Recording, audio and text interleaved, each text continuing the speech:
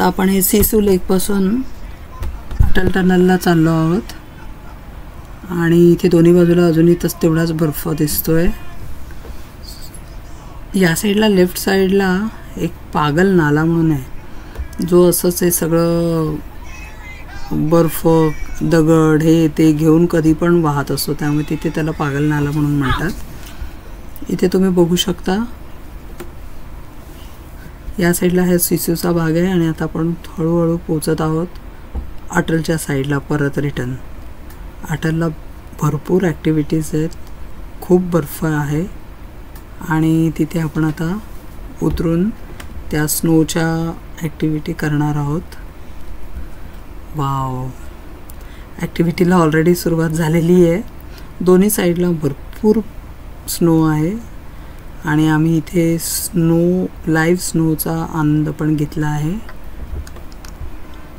मुलांची मजाच चालली आहे आणि मोठे लहान मुलं होऊन खेळत आहेत। स्नो कोणाला आवडत नाही, सर्वांनाच आवडतो। हे पहा, क्राऊड तेवढाच आहे आणि एका साईडला जी नदी आहे ती पूर्णपणे गोठलेली आहे आणि या साईडला पण बर्फ आहे आणि त्या साईडला पण बर्फ आहे आणि मध्ये या पूर्ण ॲक्टिव्हिटी चालल्या आहेत।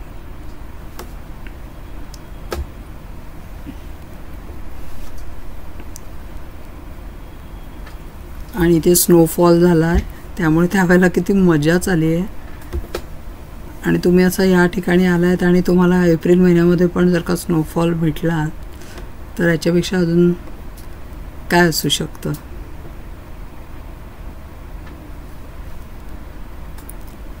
मोठी माणसं पण लहान मुलासारखी स्नोमध्ये खेळत आहेत। स्नो ॲक्टिव्हिटीज राहिल्या बाजूला, आम्हीच आपापसात बर्फामध्ये खेळतोय।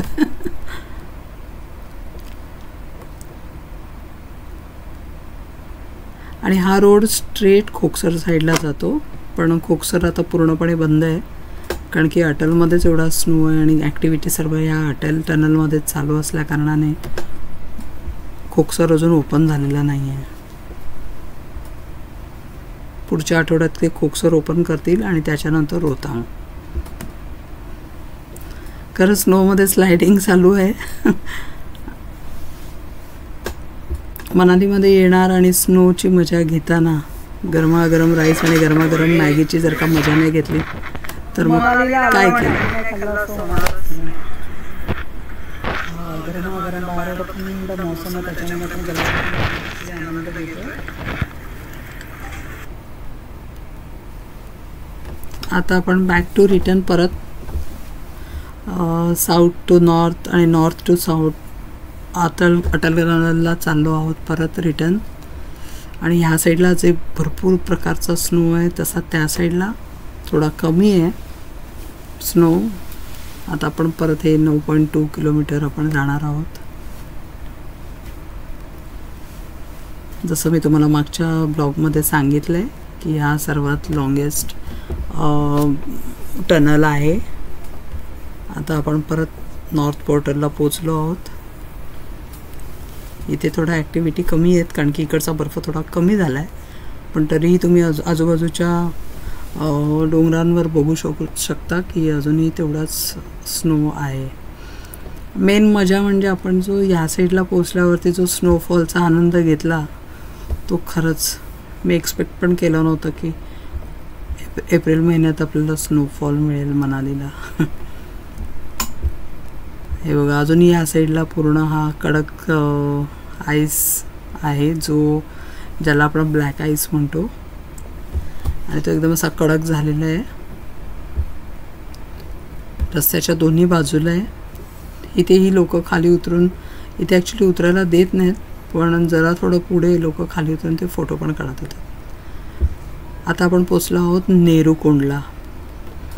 नेहरूकोंड म्हणजे मनालीतलं सर्वात महत्त्वाचं एक ठिकाण आहे, जिथे आपले भारताचे पंतप्रधान पंडित जवाहरलाल नेहरू जेव्हा पण मनालीला यायचे तेव्हा ते इथूनच पाणी प्यायचे। आणि त्याचा इथलं असं म्हणजे त्यांचं गावकऱ्यांचं असं म्हणणं आहे की जे पण हे नेहरूकुंडमधलं पाणी जे कोणी पितात ते निरोगी राहतात तसं त्याचप्रमाणे जेव्हा नेहरूजी यायचे आणि ते पण याच कुंडातनं पाणी पिऊन जायचे, तिथपासनं ह्या कुंडालाही नेहरू कुंड म्हणून म्हटलं जातं. चला आपण पण ह्या पाण्याची जरा टेस्ट करूया. आणि तुम्ही लोकांनी जर का नेहरू कुंडला व्हिजिट केली असेल मनालीला गेल्यावर तर मला नक्की माझ्या कमेंट बॉक्समध्ये तुम्ही लिहून पाठवा. चला आपण पण आता थोडंसं इथलं पाणी घेऊया, बाटली पण भरून घेऊया.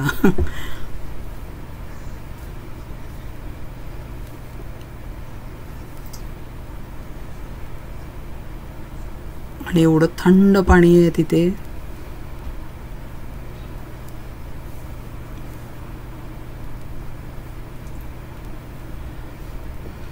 सर्व लोक इथे पाणी पित आहेत, डोळ्याला लावायचं आहे, लावतायत आणि परत बाटली भरून घेऊन जात आहेत.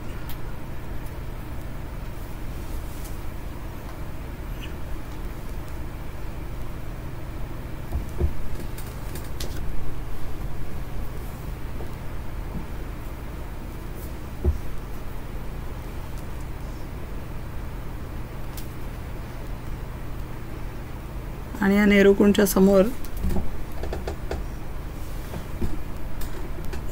इथे आपण पाणी घेणार आहोत. आणि याच्या समोर एक्झॅक्टली एक मंदिर आहे, हनुमानजीचं मंदिर आहे. आपण गाडी पार्क केली आहे आणि आता आपण पोचलो आहोत वशिष्ठला, जिथे ऋषी वशिष्ठ यांचं मंदिर आहे.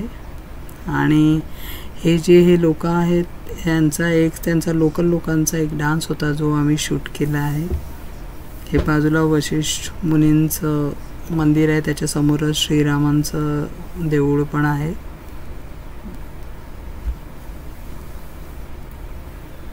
आणि या मागच्या साईडला ते मंदिर आहे. हे आहे ऋषी मुनींचं मंदिर, वशिष्ठ टेम्पल म्हणून ओळखलं जाणारं मनालीतलं एक सर्वात महत्त्वाचं मंदिर. या मंदिरामध्ये जे गरम पाण्याचे कुंड आहेत तुम्ही तिथे समोर बघू शकता. इथून एंट्री आहे आणि ह्या साईडला आहे लोकल लोकांचे जे डान्स चालू आहेत.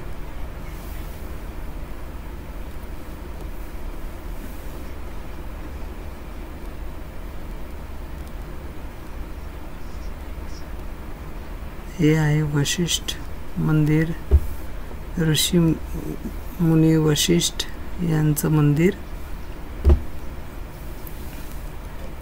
आणि या मंदिरामध्ये या साईडला लेफ्ट साईडला गरम पाण्याचे कुंड आहेत. हे आहेत पुरुषांसाठी आणि बाहेरून एंट्री आहे स्त्रियांसाठी.